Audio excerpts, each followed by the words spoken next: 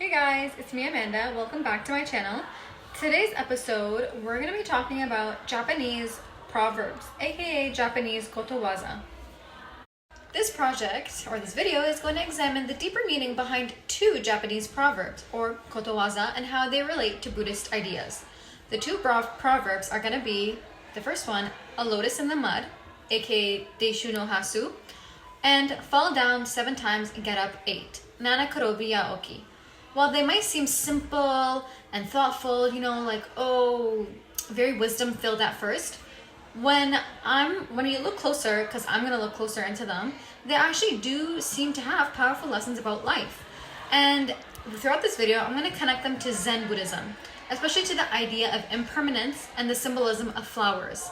I also talk about how things like flower arrangement, aka ikebana, manga, and everyday life in Japan, to show how religion can be a part of culture, even sometimes when it's not really obvious. In Japan, proverbs called kotowaza are short poetic sayings that are often passed down through families, through literature and media, and these phrases tend to carry reflections about life, relationships, inner strength, or they're just there for a satire.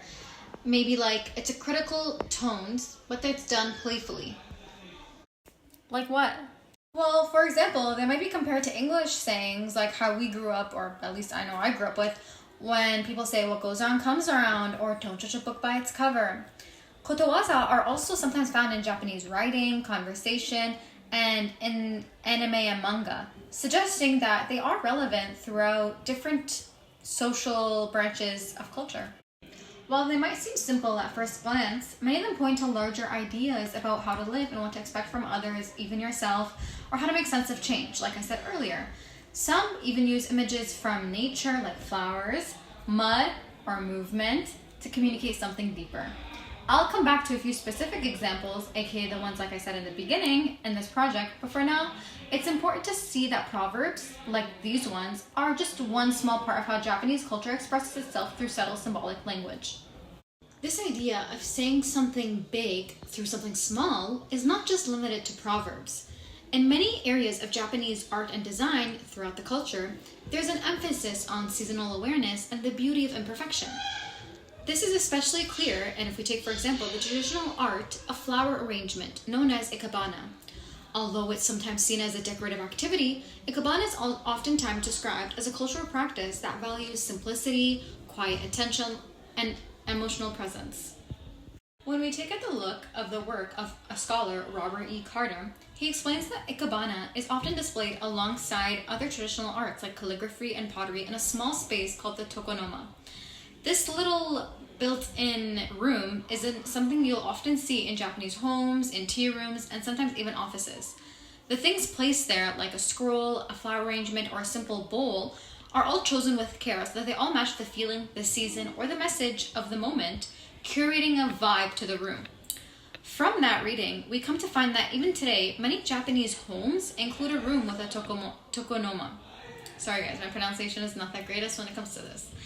And while the exact contents in them may vary, the structure of quiet observation and seasonal awareness remains in it.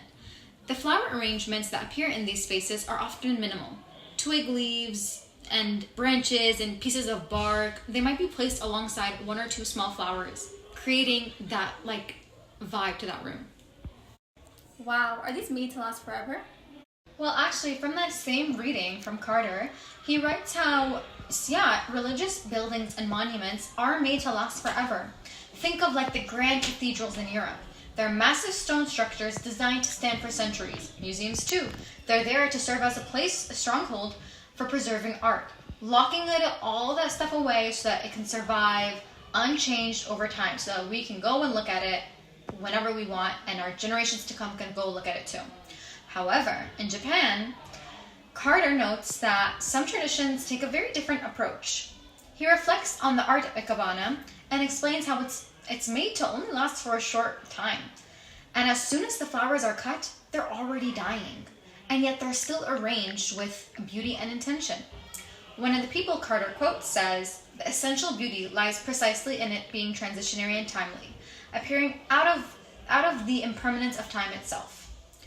So Where a cathedral might try and be built to resist time, Ikebana doesn't do that. Ikebana works with it, alongside it. It doesn't try to stop change, it embraces it. And this difference says a lot about how art, and by extension, cultural expression, can reflect different ways of understanding life and beauty. In this way, Ikebana and kotowaza seem to share something in common. They both express more than they show. So now that we kind of got an understanding of Ikebana and its link to impermanence, we turn to kotowaza themselves. Turning our attention now to another scholar.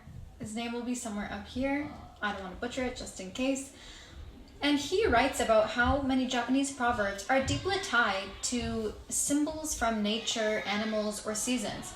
For example, there are kotowaza about cats, fish, bamboo, and flowers, which are all used to indirectly say something about how people behave, how emotions work, or how to move through life. For example, in Japanese, even a single word like cat in a proverb might carry extra layers of meaning because of the associations linked to it culturally. These meanings aren't always obvious to outsiders because they rely on shared history, traditions, and experiences.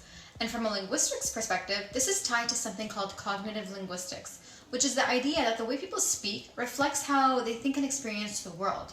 And the meaning is not always direct. It depends on how those images are understood culturally. And as Fran explains, this is a part of how Japanese proverbs reflect deeper values in everyday life. They're short, like kotowaza, they're short but layered and often point towards ideas like cooperation, patience, or subtle emotional balance. This kind of communication, layered and symbolic, can also be found in popular media. For example, there's a manga, which by the way guys, I have not read or watched or anything like that, published in 2024 titled Deishu no Hasu, translated as, obviously, a lotus in the mud. Literally using one of the proverbs I'm looking at, it uses floral symbolism, and its title and imagery. And I see how the story of this, as I read online, it focuses on an LGBTQ plus love story and explores the theme of identity and struggle in an unsupportive environment. In Japan, LGBTQ plus relationships aren't always almost recognized or backed up by the government, but that doesn't mean that they don't exist, or that they don't matter, or that they don't happen and blossom. Like the lotus flower, they bloom anyway.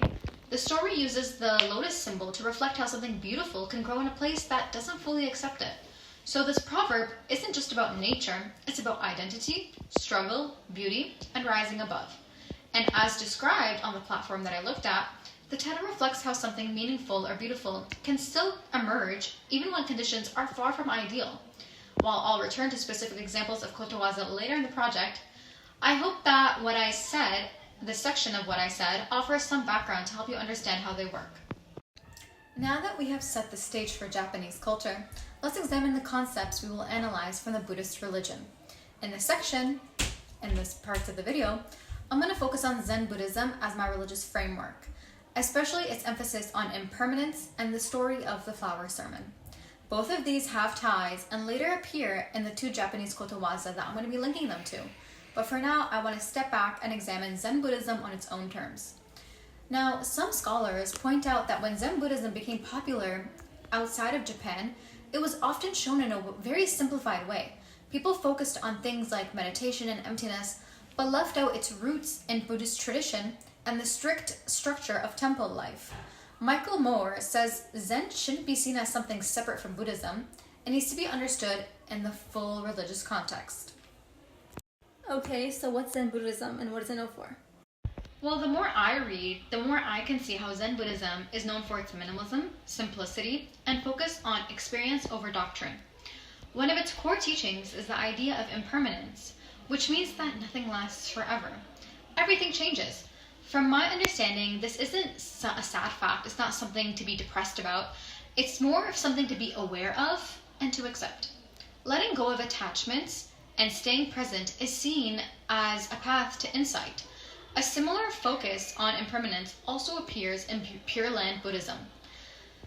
As Porsu explains, figures like the wandering monks taught that spiritual clarity comes from remembering that life is brief. One night's lodging, she writes, and that awareness of this helps people let go of worldly attachments and focus of the present moment. Something that we should be doing in our Eastern gathering downstairs, but it's okay. Whether through this is silent meditation or repeating the Nembutsu, Japanese Buddhist traditions often emphasize the true understanding comes from not clinging, but from accepting how temporary life really is. Now, a famous story that shows how Zen communicates this kind of insight is the flower sermon. Now, it's not a sermon in the usual sense, like how we're thinking of it. In this story, the Buddha stands in front of his followers and simply holds up a flower. He doesn't say anything, and the crowd is confused. But one monk, Kashyapa, smiles. The Buddha then says that disciple, Kashyapa, has understood the real teaching, which was not done through words, but through direct experience. This moment is often pointed to as the beginning of Zen, according to Carter's reading. Of course, there's something a little bit ironic about that. While Zen does emphasize nonverbal teaching, the only reason we know about the flower sermon today is because the story was passed down in words. And in my own case, I only learned about it through reading and studying it, which was through words. So, irregardless, what seemed like a simple story at first is actually packed with meaning. I don't think the flower in the Buddha's hand is just there as a decoration. The more I think about it, the more it feels like a symbol of the present moment. Something fleeting, something beautiful, and hard to explain in words. The text does say it was a flower, but some say it was a bunch or a bouquet of them. Irregardless if it was a lotus, which I also read about in other versions of the story. A lotus, a bouquet, flowers, they grow out of muddy water, but rises from it, clean and bright. And in general, like I said, all flowers do. And in relation to Buddhism, we can note how that's taken to mean that even in a messy or painful world, people can still grow spiritually. And I think that fits with the flower sermon too. In a moment that seemed confusing and kind of strange, like for example, a teacher going up for what was supposed to be a sermon, he says nothing. And when the disciples were waiting for the lecture, something meaningful appeared. One person understood it, and then actually became the successor. This broader, more personal take on religion connects with how Zen approaches teaching and learning. There's not always a clear beginning or end. No checklists of beliefs to memorize. I understood it as more about paying attention and letting go of what you thought you knew. As Porsu writes, modern forms of Japanese Buddhism didn't always rely on traditional rituals. Instead, many thinkers started to look inward, embracing on inner religious experiences that was less about institutions and more about direct personal understanding. Now, this is what makes Zen feel both really grounded and really mysterious at the same time to me. It asks people to stop trying so hard to understand things intellectually and instead to just be with them, just sit with them. The flower sermon is a great example of that. Nothing was said, but yet everything was shown. The smile from Kashyapa was enough. In sum, this section looked at Zen Buddhism as a religious approach that focuses on impermanence and direct experience. Using scholarly sources like Porsu, Emma, and Carter from before, I tried to show how these ideas were important not only in temples and texts, but also in how people lived and responded to the world around them. In the next section, and the final section, guys, I'm going to be bringing these ideas into conversation with Japanese cultural expressions like kotowaza and ikebana to explore how religion and culture often speak to the same truths in different ways.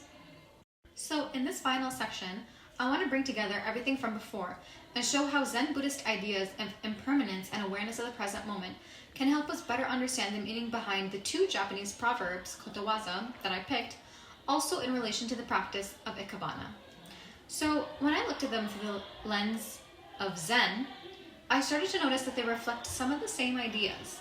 In particular, the two kotowaza I'm analyzing are Deishu no Hasu, a lotus in the mud, and Nanakarobi Yaoki, fall down 7 times, get up 8.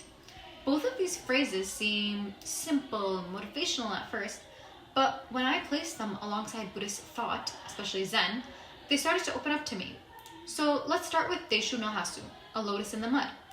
When I first heard it, and probably for some of you guys too, this proverb uses imagery of a lotus flower just growing in the mud. It's about something good or beautiful appearing in a bad or difficult place, like a flower coming out of dirty, gross mud. When we read it alongside the Buddhist meaning of the lotus, especially from Zen and Pure Land traditions, it means something more. The lotus is often seen as a symbol of spiritual growth, something that rises clean and whole from muddy water. As we have stated before from the reading from Emma, the use of the symbol of the lotus is not just about beauty as the lotus flower grows out of mud, but is often seen as a symbol of living a pure life, even in the middle of a messy, imperfect world. Now, this fits so well with Zen's view of impermanence and transformation. The flower doesn't deny the mud, it needs the mud. Just like in life, hardship is what oftentimes or sometimes leads to clarity or insight. It also connects back to the flower sermon, where the Buddha held up a flower as a teaching. Whether it was a lotus or not, the idea that something simple and natural can carry truth still applies. Now let's bring in Nanakarobiya Oki. Fall down 7 times, get up 8. This one is more action-oriented, and it sounds like a motivational phrase, and in some ways it is. But when I thought about it in relation to Buddhism, especially Zen, I saw something deeper. Zen doesn't tell people to keep on going just to win. It encourages people to stay present, to get back up, not because of success, but because of that's just the part of being alive. So I guess realizing and implementing that is sort of winning through that lens. Getting up again is a part of seeing impermanence for what it is. Yeah, things fall, things change, but nothing stays that way to most extents. The fall and getting up are both just parts of the moment. In Ikebana too, this shows up. The flowers that are arranged are already in the process of dying, but they're still handled with care. Their beauty isn't in pretending that they'll last forever. We know they're not going to last forever. It's in being honest about the fact that they won't, and yet still making something beautiful out of them. Wow, that's a very different way of looking at it. I've never thought of it like that. Now, going back to Carter, once again, he writes about how Ikebana embraces this idea of temporariness by saying how the essential beauty lies precisely in it being transitionary and timely, appearing out of the impermanence of time itself. And when I first read that, it made me think differently about flowers that I see around me. I used to think of them as just temporary decorations, but now I see them more like little reminders of change. Me too. And in that way, Ikebana isn't just an art form, it can also be a quiet reflection of Buddhist thought. You can even say that the whole idea of arranging something you already know is fading is kind of like a response to impermanence. A good one, a good response. You're not resisting it, you're participating in it. And I think that's also true of kotowaza, the proverbs. They're more than just like little satire, short, thoughtful phrases. They reflect a way of seeing the world that is shared across many parts of Japanese culture. That's why I think that these proverbs have lasted. Deishu no Hasu reminds us that beauty and clarity can emerge even in the most difficult places. It doesn't ignore suffering, it rises through it. And Nanakarobi isn't just about persistence, it's about learning to live with falling. Getting back up isn't just about winning, it's about recognizing that that moment has changed, and so have we. Now, relating it back to Ikebana, this all becomes visible. The flower is already dying, the moment it's cut, and yet it's still arranged carefully, thoughtfully, and placed in a tokonoma as if to say, hey, this is enough, this moment matters. And that's what I find to be the spirit behind both of these proverbs too, and that's the connection. Culture doesn't just reflect religion, it carries it, subtly, like roots underground. You may not see them at first, but they're holding some things up. So, in a way, kotowaza are like miniature flower sermons.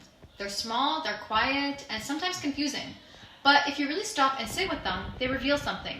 Plus, they reveal something in a way that's not ironic because the whole point is through the use of words. Anyways, guys, thank you so much for joining me in this YouTube video. I'm Amanda, and I hope you guys come back again so that we can talk about another cool topic or whatever you guys have to suggest for me, and I'll take a look into it and I'll make a video on it.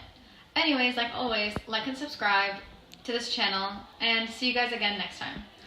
I was in the video too.